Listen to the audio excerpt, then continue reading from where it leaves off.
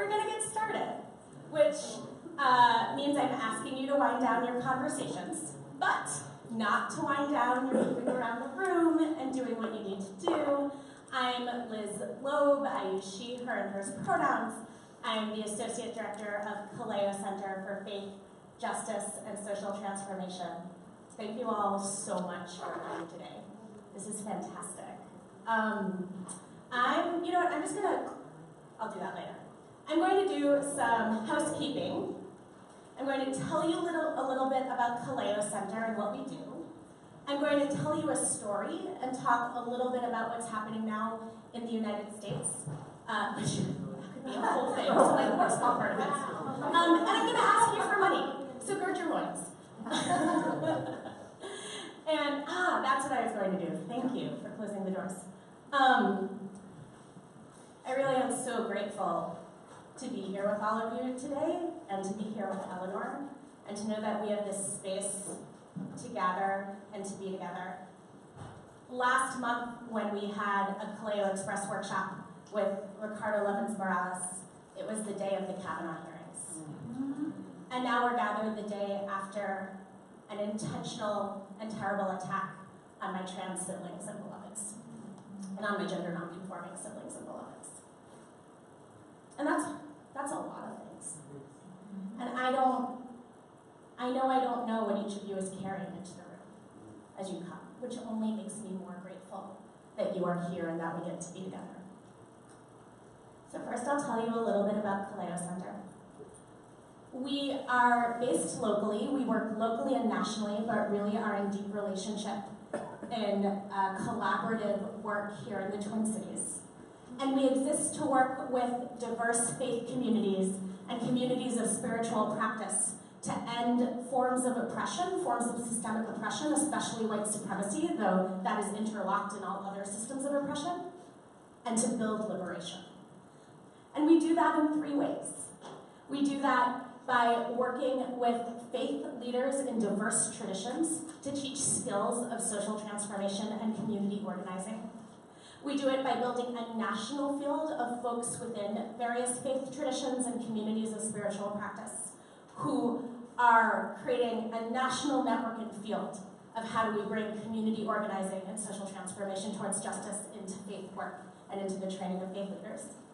And then, and this is where I spend a lot of my time, we work deeply in community to build networks of solidarity so that folks who are motivated through their experience of a faith community show up on the front lines to support organizing towards justice and to be part of organizing towards justice.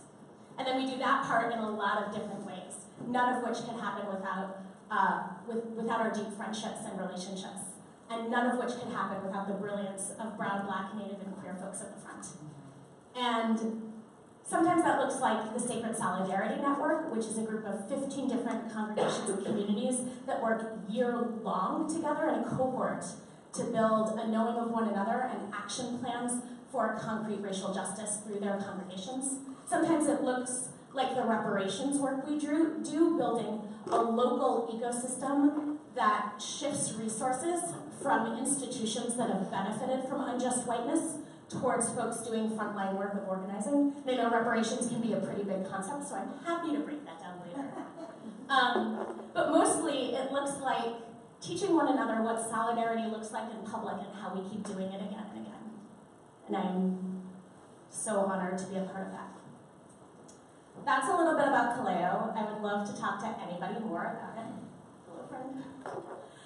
And here's what I want to say about what's been happening over the past few days, which is so many things, right? There's a caravan of folks who are seeking asylum, working their way across Mexico. And I'm sure, as we've all seen or as we know in our families and our own experience, nobody leaves their home unless they have to. Nobody leaves their home with their children unless they have to. There are elections coming up that really, really matter. And yesterday, in the middle of the night before, the Trump administration threatened to, threatened to end the federal recognition of folks who are trans and gender nonconforming, and to punish anyone who doesn't fit a very specific binary and incomplete notion of gender and sex. And that is, first and foremost, a threat to trans folks and gender nonconforming folks. It's a threat to any of us who love folks who don't fit within a very small sector of the gender binary. It's a threat to all of us, because let me tell you, nobody really fits anybody's imagination of what gender is supposed to look like. You might have noticed. And there's, transphobia is the pointy and terrible edge of that tactic. But I believe the deeper reason why the administration is doing this just before the elections is that when we look at what it takes to reproduce white supremacy, there's a lot of stuff that lives in each of us that are like ways of consciousness, ways of being, ways of reproducing our relationships that carry it. And when that fails, when people start to say, we want something better and different together, those systems hold a backstop of violence. And that backstop is about control over bodies and control over land. So today we are on Dakota land. We are in a place that has been stewarded by the Ojibwe and the place of the Anishinaabe. And one of the foundational ways to control bodies, once you've controlled land, or tried to control land, because land will always also try to escape your grasp, is to tell people how gender works, and to punish folks, which means in the end, almost everybody, but especially folks who are trans and gender nonconforming, to punish folks who don't meet that definition. Does that make some sense? And so, I can't pretend I know what to do with all of that, but I know that we are beautiful, that we have always existed, that we come from a long line and a gorgeous, complex history. And this is the story I'm going to tell, and then I'll ask you for money, and then I'll introduce Eleanor. There's a lot. I was reading an article yesterday by S. Bear Bergman. S. Bear is a Jewish trans writer and activist. Hello, Elizabeth. Hello, Louisa. He wrote yesterday in response to what was happening with the administration's edict. And he told this story of growing up Jewish and growing up trans. And his family was shaped by the Holocaust. My family was shaped by the Holocaust. I'm also Jewish. And so he was really hitting a nerve with me when he was writing. And he talked about coming out as trans to his father when he was very young, when he was a teenager. And his father, who had experienced the Holocaust, said, my child, I understand that you are trans, but if you tell the world this, you will never blend in. And when they come for the Jews, they will come for you first. And what S. Bear said was, Dad, if it ever comes to that, they're already going to know I'm here. Because I will be the first person making noise. And I'm not going to hide who I am ever to do that. And so, what I know about folks who come to the Kaleo Center, what I know about every single person in this room is you would be one of the people making noise. That you would, if it comes to that, they would already know who you are. Whether that's because of the identities you carry, the people you love, or because you would be on the lines trying to stop it, and because you already are. And that's why it is my honor and my privilege to ask you to support Kaleo Center financially. And so first, I really hope if you have cash to spare, that you are giving it to organizations of color, and that you are giving it to trans organizations and trans organizations of color. And if you need help knowing who those folks are, I would be glad to tell you. And then, if you also have some cash, we really need you to put it into Kaleo Center so that we can do this work. We are funded by our community, and that keeps us accountable to our community. It also means that when there are risks to take, that we can take them. So each of you should have an envelope on your chair. If you don't have one, I will get you one. And I want you to think about, is there, we all have different relationships to money and cash. And capitalism is a pretty sucky system. That means a lot of us don't have what we need. So if you are somebody who has what you need, and if you have more than what you need, and if you've already made a commitment to give some of the more that you have to organizations of color and trans organizations, then I want you to think of an amount. Maybe it's the amount you last spent on a meal at a restaurant. And I want you to give it to Kaleo. And you can do that in 2 ways. You can make a one-time gift, which is amazing. Or you can become a sustaining member by giving an amount every month so that we know we can continue this work in hard times. And thank you. And if you are making a gift, you can hand your envelope to me, to my wonderful colleague Chelsea, who's right there. On your way out, whenever, we'll have a little dish. You know how this works. But really, thank you so much. And with that, I get to introduce Eleonore, who, is it all right if I touch you, Eleonore? Yes. Who is one of my favorite co-conspirators in the entire world. I remember, I don't know if you remember, we met for the first time when we exchanged names and like, hey, I see you, at a reading by Aurora Levins-Morales at Pangea Theater. And I was like, she has cool shoes and I know she's a cool person. She's really cool. I'm going to introduce myself. I was very excited. Eleanor has been doing the most brilliant work in community around imagining, around saying if we're going to live in liberation, we need to know what that feels like and tastes like and smells like and how to touch it. And she does that in super concrete and strategic ways. She is the former principal of Line Break Media. No, narrative strategist. Director of narrative strategy. At Line Break Media. And now she is the principal and co-founder, principal and founder of Dreams to Power, which continues her work around narrative strategy in justice-based contexts. And one of the co-founders of Vision Labs, along with Candace Montgomery. And that's going to be a series of like deep and gorgeous community opportunities to vision and dream together, which you'll hear more about. I am so flippin' glad that we get to learn with you today. Thanks, Eleanor. Thanks so much, Liz. Thanks to all of you.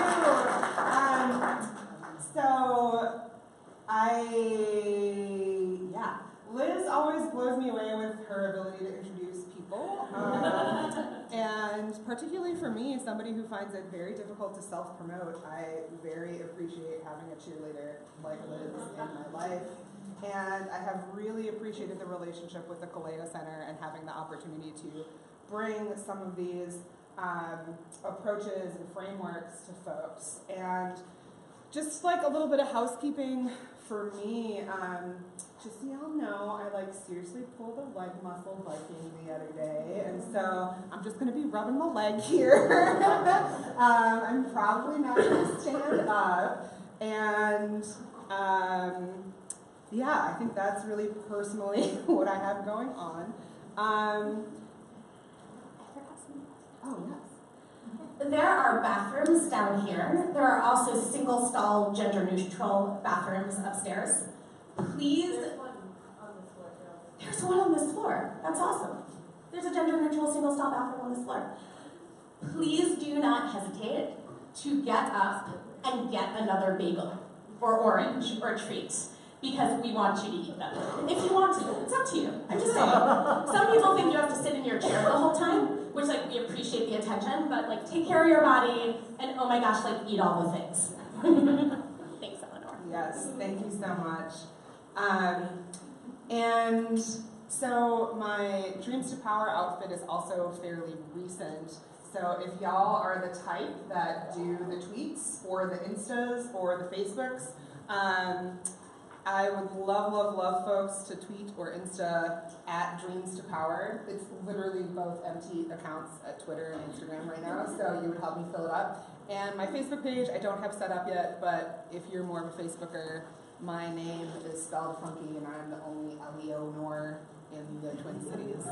So, thank you.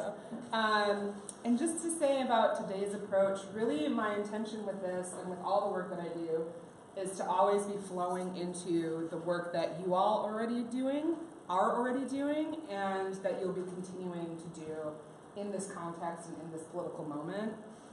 And today especially, I'm going to be throwing a lot of stuff at you.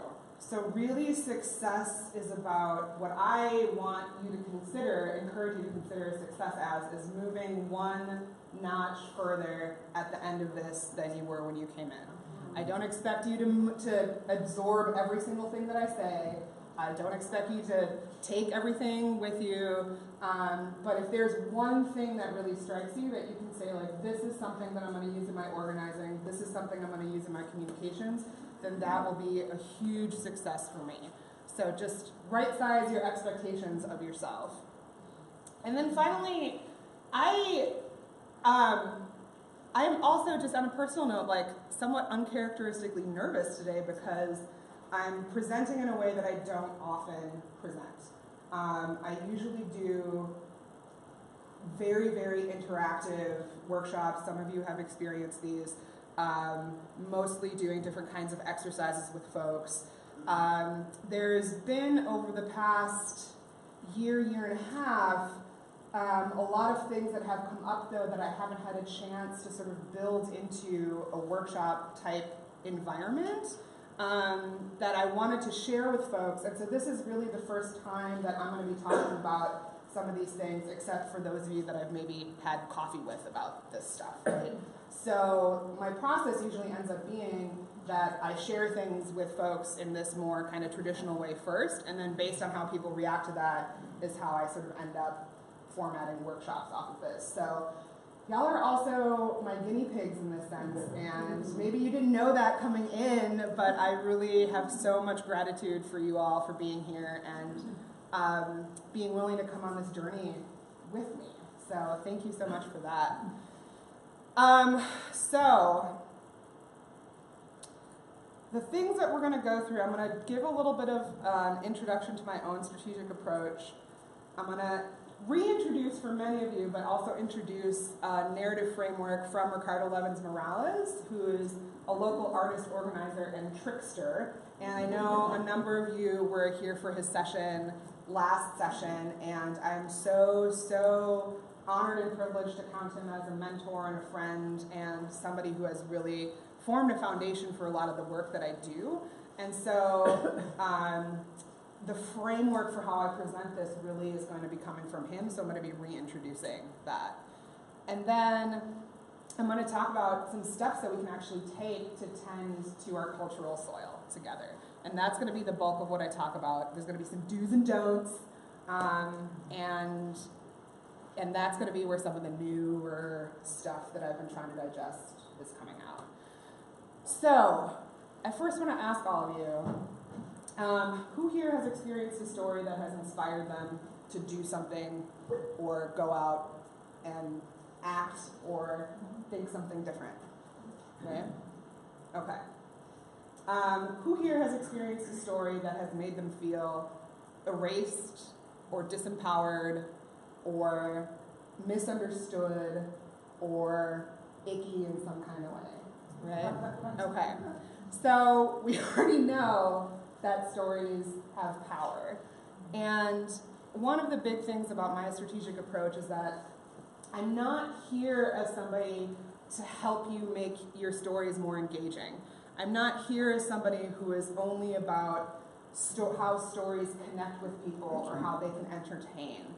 I am really looking at story as a unit of power that we can use, just like organizing or advocacy or lobbying, to shape the world that we live in to something that is more just and sustainable and full of love and all of these things that we want.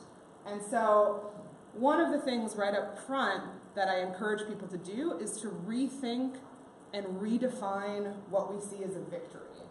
Because it's not just when we get our candidates elected. It's not just when we pass a policy. It also has to be, and this is something that we're not so great at in the progressive sort of radical area, it also has to be, what are the thoughts and beliefs and feelings and values that we were able to broadcast and elevate while we were trying to pass those policies and while we were trying to get those folks elected. So that even if we're not getting the folks elected or not getting the policies passed, we're still winning, we're still progressing, we're still helping to activate some values in folks' mind that we need if we want those values to be out in the world. So really, for me, I'm here because every communications opportunity is an opportunity to take a step closer to that world. And then when I think about strategic communications, and again, this is regardless of the kind of campaign you're running, regardless of the kind of work that you're doing, I want folks to think about what is the way that we need to talk about this so we actually achieve the goals that we have to win right now. Getting that person elected, raising that money, passing that policy. But how do we also talk about that in a way that conceptually and cognitively opens up doors for our next campaigns, or at the very least doesn't shut doors on our next campaigns? And then finally, how do we talk and communicate and live those campaigns and that storytelling so that we're actually helping to bring deep, deep values out into the world that, again, we need so, so badly. Another part of my strategic approach is, you all raised your hands when you've talked about how stories have impacted you. Story is how humans make sense of the world. Story is the memories that we tell about ourselves. Story is how we share our experiences with each other. The practice of storytelling is as old as humanity itself and probably contributed to humanity becoming humanity, right? And just as long as storytelling has happened, the use of storytelling to either support social structures or challenge social structures has also happened. So using story to organize or to advocate is as old as humanity itself. And there's a lot that is happening in the progressive community right now where people are saying, oh, narrative-based organizing is this newfangled thing that we just discovered. And that is just so off the mark. And I think not only, there's a bunch of things wrong with that. One of that, it erases our common human ancestry. It erases the populations of folks who have never forgotten how to use story, which tend to be marginalized populations, right? Tend to be indigenous folks, tend to be black folks, tend to be queer folks, tend to be folks of color, tend to be immigrants, right? And it also actually robs us of a lot of our power. When we define storytelling as something that is new and newfangled, we're avoiding the possibility of being able to tap into our deep human resources, right? So really recognizing that this is something that is ages old. And at the same token, even with this format where I'm sort of going more traditional and kind of, plunking little chunks of knowledge into your brains, which is not usually how I like to do education, I still believe that everything that I'm presenting today is not actually new information in any sense. That it is remembered information, that it is recovered information, that it is information that is coming from the networks, the history, the collaboration, the ancestors that I have, the ancestors that you have, that this is old stuff that is climbing back out of our hearts and hopefully coming out of our mouths and out of our fingers onto our keyboards. And so I strongly recognize that I am just hopefully somewhat of a leading edge on recovering some of this, but that I am together with so many other people, and that I stand on the shoulders of the folks who have done this before me, including my own ancestors, and including Ricardo Levins Morales. And then finally, to get a little bit more specifically political, when we're talking about stories for change and stories where we're trying to win stuff, like who are we actually talking about reaching? And Anat Shenker-Osorio is a communications researcher that I highly recommend you checking out. She's done some research that I'll touch on a little bit later that is specifically Minnesota focused around race and class. And she kind of defines our audiences in three buckets, that there's the opposition, that there's a whole mess of persuadables, and then there's our base, which includes us and all of us in this room. And we tend to have this conception that there's this like continuous spectrum, that there's like the white supremacists who are horribly misogynistic at one end, and then there's us on the other end, and then it kind of schmooze in the middle, right? But the thing is that that's not actually how human cognition works. The way that human cognition tends to work is that, unfortunately there is about 10% or so of the voting population is very much the opposition, is a group of people that is explicitly aligning themselves with white supremacy, is explicitly aligning themselves with misogyny, is explicitly aligning themselves with anti-blackness, anti-immigrant, all of these different things that we strive against, right? And I find that 10% number to be both encouragingly low and frighteningly high at the same time, right? And then there's around 10 to 15% of folks are more that progressive base. I have to limit my editorializing, but when it comes to voting, that is often, we're talking about a two-party system, we're talking about Democrats, we're talking about women of color who support the Democratic Party in droves and then don't get the Democratic Party support in terms of policies when those candidates are actually elected, right? So just a little footnote.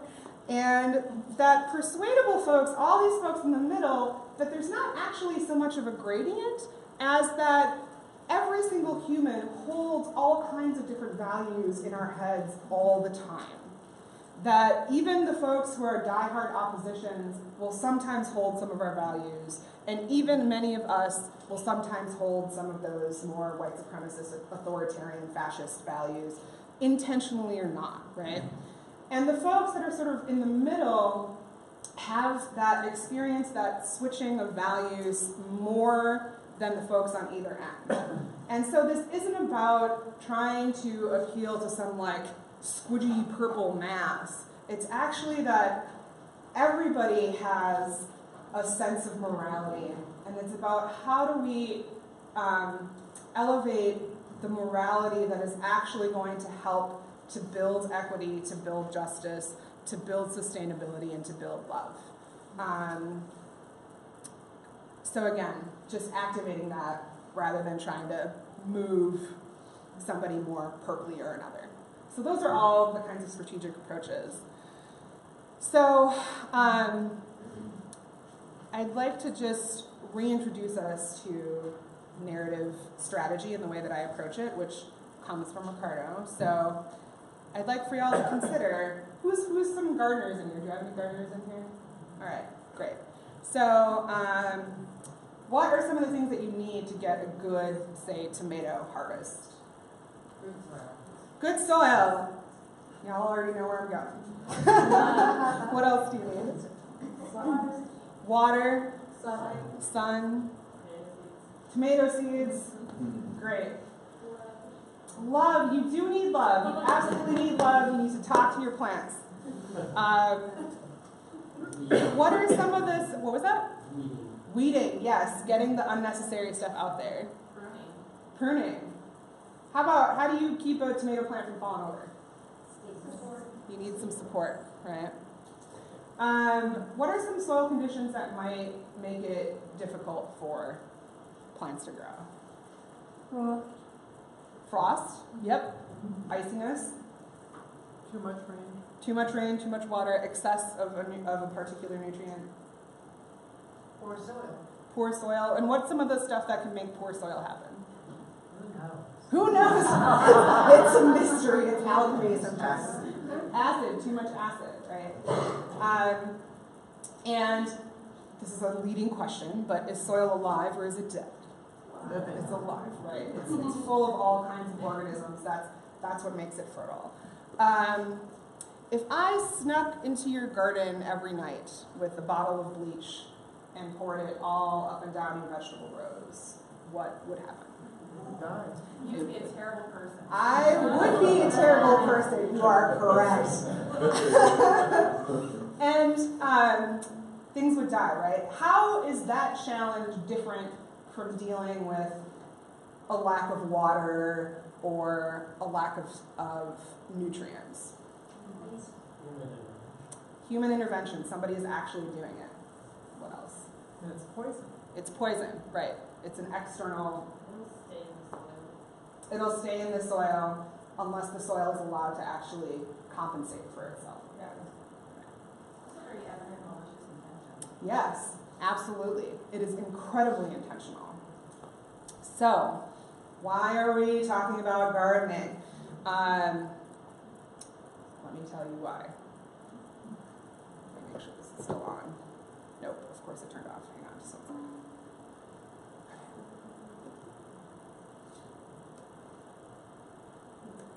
One of the most important insights that cultural organizing has brought to movement struggle is the idea that the soil is more important than the seeds. Almost anything will grow in rich, nutritious soil, whereas it's hard to get anything to grow if the soil is barren and toxic and won't hold moisture. So the seeds are our projects, our initiatives, our campaigns, our organizations, our institutions that we want to build, and the soil is the compost of beliefs, ideas, values, narratives that create the environment within which we're working. So for example, if you're trying to win a decent contract and more funding for school teachers, it's going to be hard if everybody knows that teachers are greedy, lazy, indifferent, and don't care about kids, right? But the right wing has been hammering in that message, has been instilling that into the soil. In fact, for 40 years, has devoted themselves largely to preparing the soil. And that includes saying stuff that sounds crazy, fighting for things that aren't winnable yet, because they're investing in the future, and 10 years later it won't sound crazy and they'll win. So the question is that I would pose to you is what stories, what narratives, what beliefs, if they were widely disseminated in the soil of our communities, would make it easy to win? Just imagine for a moment. What would make victories easy if everyone believed it? Because now we're fighting against the weight of all these toxic narratives that people have internalized. So it's really, we're the only ones who can plant the seed of the tree that one day we want to live under. And we need to begin preparing the soil in which that tree can grow. All right, so who's seen that before? Okay, sweet.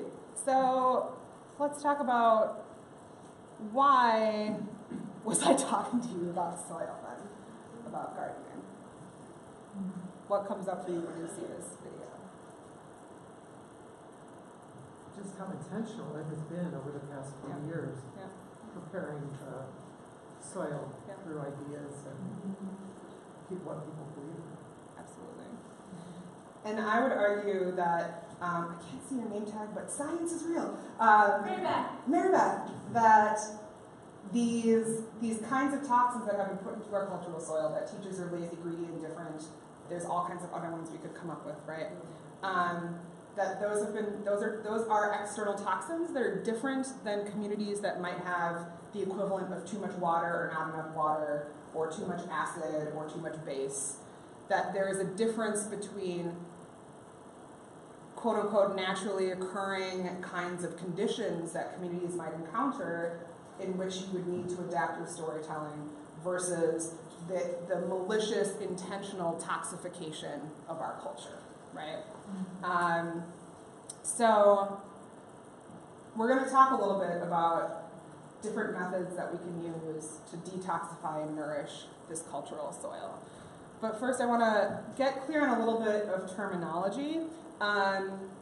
As a communications person, I cut these terms slightly differently than Ricardo does, so I just want to make sure that y'all know what I'm talking about when I say various things. So I distinguish between narrative, messages, stories, and frames. And over the course of this presentation, you are probably going to hear me shmoo those around myself. But just so you know, when I'm really, really digging into the terminology, this is what I mean for each of these. So narrative is really the expressions of the big, deep, foundational values, the beliefs that everybody knows, kinds of common sense things that either reinforce existing social structures or seek to transform them, right? Because everybody knows it's different if I say that in this room versus if I say that on, a Fox News show, right? So what are some of these everybody knows kinds of beliefs that are out there right now, for good and for bad, that we can tap into ourselves or that we need to push back against? Black men are dangerous, you better shoot them before they hurt you. Yep. Immigrants are a drain on our society. Yep. And let's get real, there's just two genders, and it's male and female, and those are dependent on body parts. Mm-hmm. It's a scary time for men.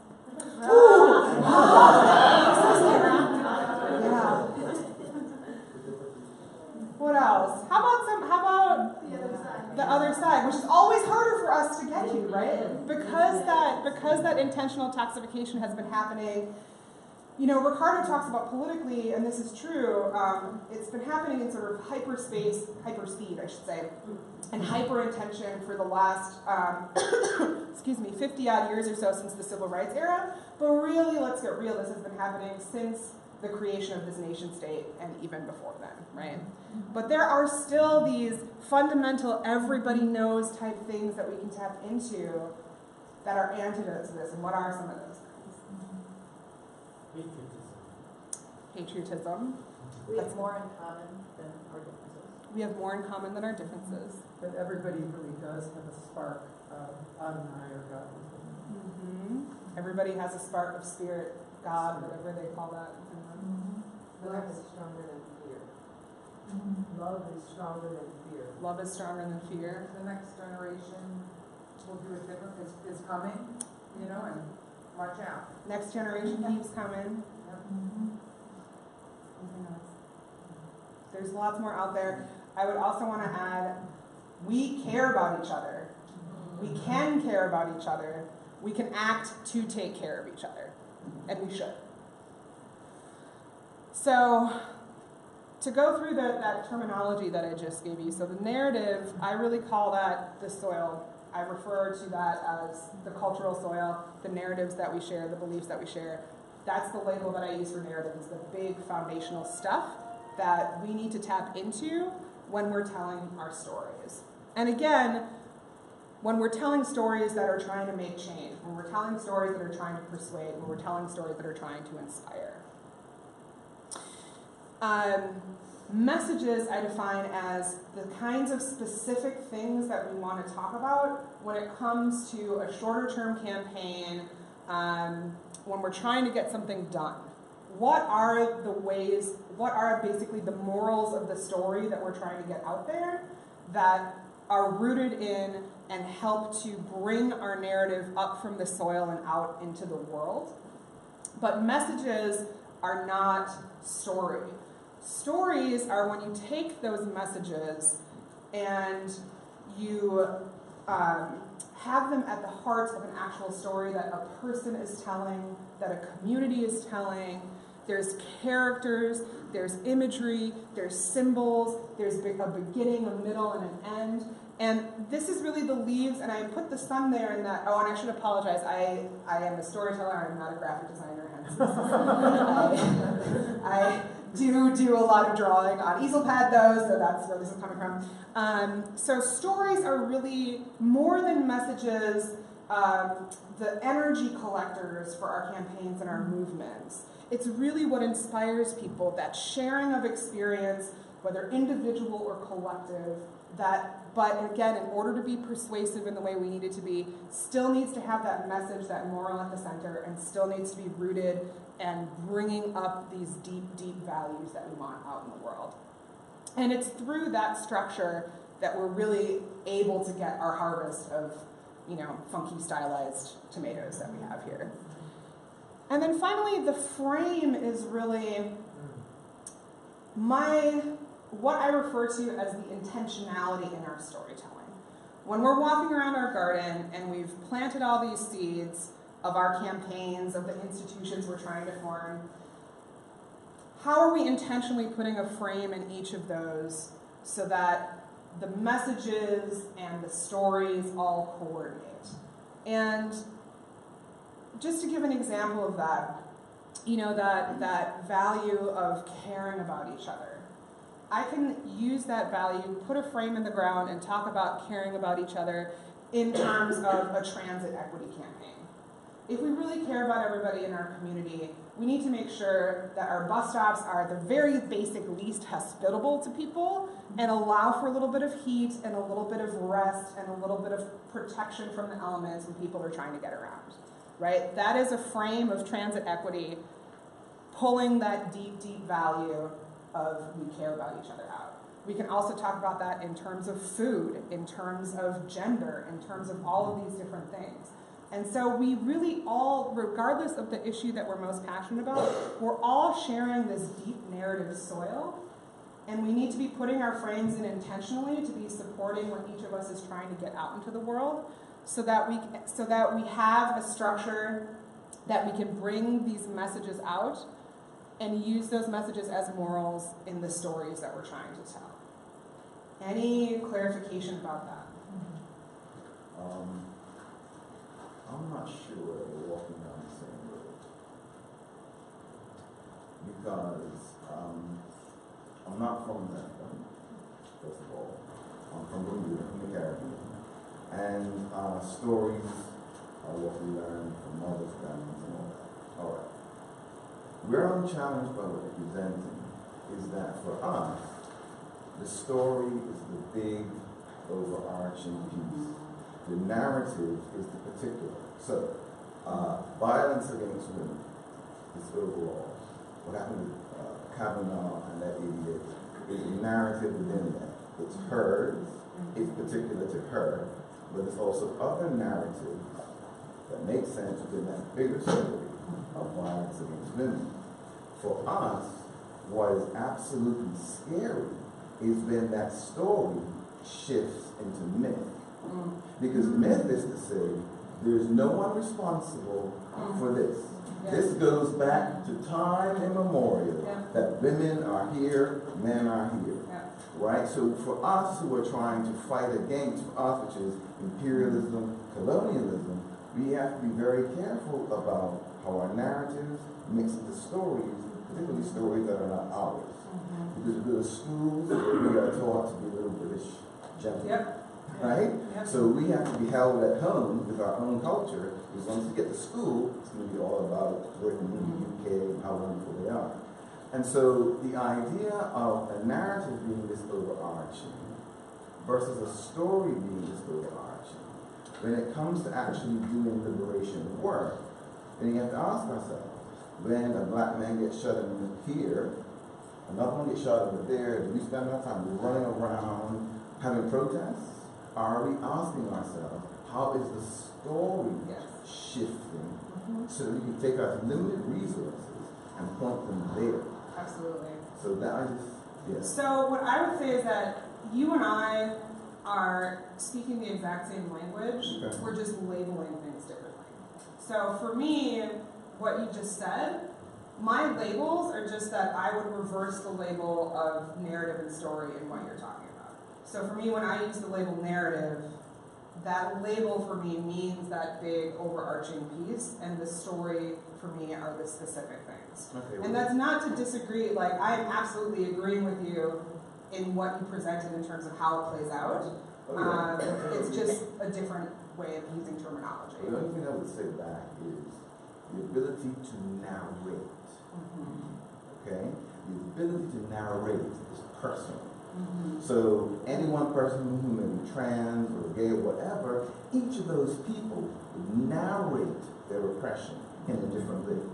And if we are going to be able to form a politics, which is the thing that actually gets things moving, we need to know how these stories can link together so that a black male and a trans male are not fighting against each other because our stories happen to be different. And we do the oppression Olympics. Well, I'm more oppressed than you. Yeah. So you're saying, like, we are, like, I mean, I guess I don't want to speak for you, but from my perspective, we're really saying the same thing. What you are saying, the things that I'm exactly trying to get out into the world. And I think, again, the difference for me is that I just use the labels differently than you do. So thank you. But that's part of why I put my use of these terms out there so that we can really get down in there. And if you all have a different way that you use these terms, that's totally fine. I just want you to know that as I'm presenting this information, when I say narrative, I'm generally referring to the big stuff. And when I say story, I'm generally referring to the more specific character-driven stuff. Yes? Can you go over frame again? Yes. So frame is, there is a difference between a flourishing of a plant and the very human intention of putting support to that plant. And so the frame is really what represents that intentionality and that deliberation of, I've gone ahead and planted some seeds, and here are the plants that I am specifically going to support. So we have these, well, we should be having these shared values of things like caring about each other, of things like appreciating the spirit that we all have in each other, of being able to identify ourselves the way that we want to be, of being able to be culturally free, right? These are all deep values that, in my opinion, should be being elevated in every single one of our campaigns, no matter whether we're, again, raising money, getting somebody elected, passing a policy, whatever. But we need to be specific to that particular plant, that particular effort, and that's what that frame entails. We have these deep-seated values, and I am intentionally placing this support into the ground to support this particular aspect of those values in being expressed. And so the messages are the content, what am I saying about the bus stops? And the frame is that representation of intentionality. These are the choices that I am making in the content that I'm presenting. Does that help? Yeah, and in a concrete sense, it also be like, where are those messages, where are the stories are presented? Yeah, totally. Or is it more Messages and messengers, what symbols you choose, what imagery you choose, all of that. Yeah. I saw, just one second, I saw another hand back here. Oh, okay, okay. So connected to the frame, would that also be specific interventions? So like when women put their foot in the door of the elevator with their foot. Yeah. That's the frame of supporting Dr. Ford and other women. Is that, or is all this more the internal that leads to somebody taking that external action?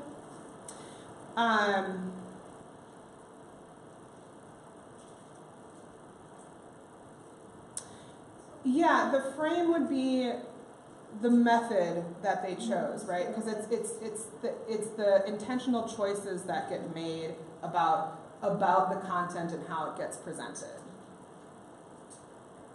So we can share a narrative, but not share a frame. Right, right. We can share deep-seated values, and I believe that we do, and I believe that we should, but we're not necessarily going to share the same frames, we're not necessarily going to share the same messages, we're not necessarily going to share the same stories.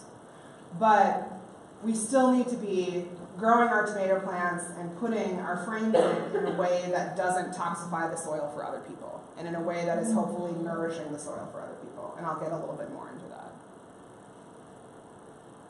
Right. Cool. So, steps to prepare the soil. The very first thing we got to do is stop adding toxins ourselves.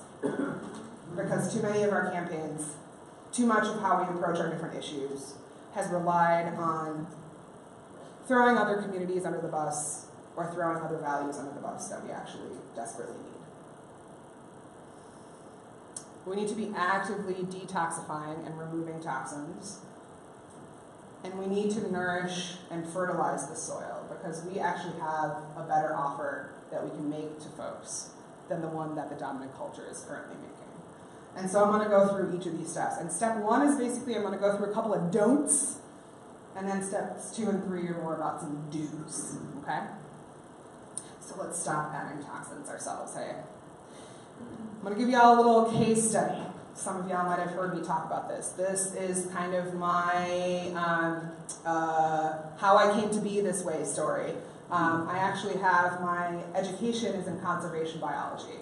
And for my undergrad and a couple years after, I actually did a lot of research. I did a lot of field work. I lived in tents for a couple summers. It was great. I really loved collecting bugs and busting buckthorn and doing all that stuff. But I really felt like I was ameliorating the impacts of decisions that had been made way back in the human system, right? And so I really felt called to move more towards work in the human system, and so I moved to environmental education, which led to environmental justice work, which led to climate justice work and food justice work after that. And so this is where I really started actively working towards the shift of not being issue-based specifically, but being really process and tactic and strategy-based in terms of communication and storytelling. Towards the tail end of the Bush administration, I was working with the Women's Environmental Institute on some hyper-local climate justice projects, neighborhood. Which Bush? George W. Bush. So like 2000, yeah, right, that one. Good question. Thank you. 2007, 2008. This is a comic that came from that time. Okay, I should be more careful about that. It's a little scientist cooking the climate books, and of course we all thought, oh God, we are so polarized. We've never been this polarized in this country before. Just nobody believes in climate change, and it's so awful. It's never been this bad before. And so the Women's Environmental Institute, WEI, was part of a national network of small, hyper-local environmental justice organizations, majority people of color, majority indigenous folks. And we would all have like informal conference calls like every month or two just to kind of share resources and stuff. And we were really, the term framing wasn't that popular in the kind of activist lexicon back then, but that's really what we were talking about, is that, wow, like we are really polarized around climate change. How can we really talk about this in a way that brings up the possibilities and that helps people to see that we can do so much more if we work to actually reduce greenhouse gases.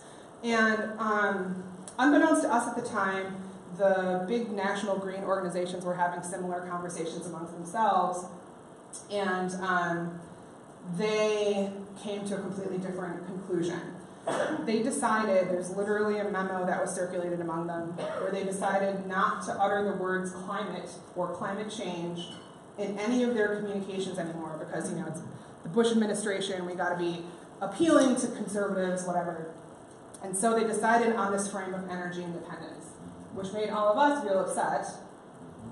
Why might this frame of energy independence not necessarily be the one that we should go for? Because then we just drill here. Absolutely. Bam. We have so much oil and so much coal. There's all kinds of stuff that we can get here that has just buckets to do with reducing greenhouse gases, right? It has nothing to do with preserving our planet or care for our relationships. What's another reason that this might not be an effective frame or a helpful frame? It was about having the energy stay the same, not shifting the consequences and changing foundationally the relationship with creation. Totally. Also that, absolutely. So there's a lot less about shifting fundamental values. Anything Well, else? it didn't name a problem. It doesn't name a problem. Not sharing any of those resources for independence. Yep. And it's also jingoistic, because that was the time of the Persian Gulf War, so it made it seem like our energy was linked to Arab oil and all of that. So we're going to be independent with ours, because they got the problem. Yeah.